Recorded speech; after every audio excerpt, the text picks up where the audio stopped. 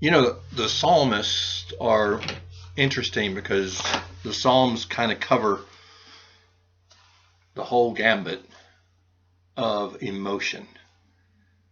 And there are what we call, in seminary anyway, they refer to a certain group of psalms called the cursing psalms, where basically the psalmist is just yelling at God about what she likes or dislikes about what's happening in their life right now. And of course, with this pandemic going on, there is a certain appeal to those psalms right now.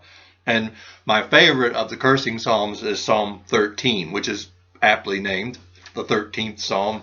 And it reads like this. It says, "How long, O Lord, will you forget me forever? How long will you hide your face from me?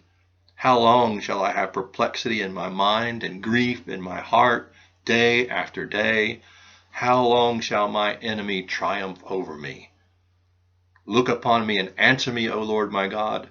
Give light to my eyes, lest I sleep in death. Lest my enemy say, I have prevailed over him, and my foes rejoice that I have fallen." Then it shifts. Verse 5. "But I put my trust in your mercy. My heart is joyful because of your saving help. I will sing to the Lord, for he has dealt with me richly. I will praise the name of the Lord Most High." It's almost as if in the middle of the psalm, the author realizes just how grateful she is for all the things that God has already done. That there is a sense of, I know I put my trust in your mercy. The psalmist says, I put my trust in your mercy. And I think the reason trust happens is because of the fact that we have experienced something in the past that gives us the ability to trust that that will continue to happen in the future.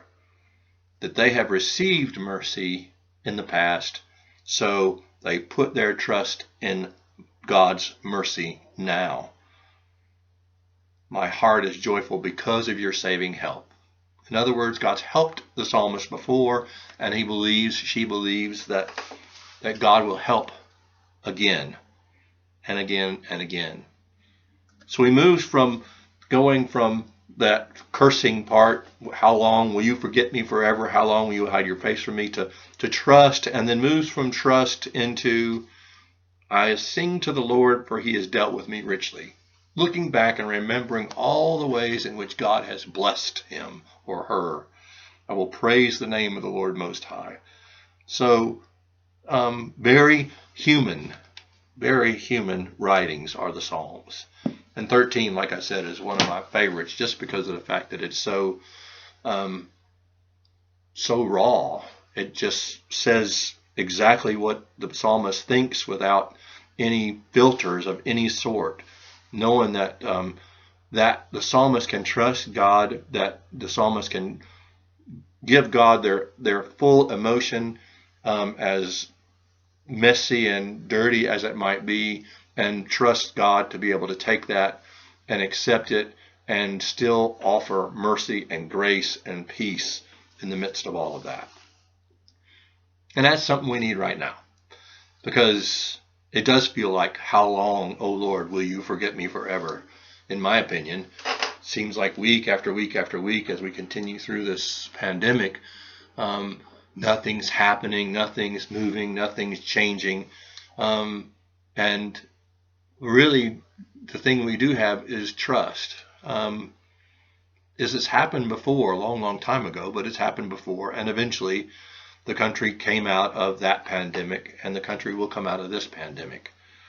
So, learning how to trust in the midst of this, knowing that something's going to change. We don't know when.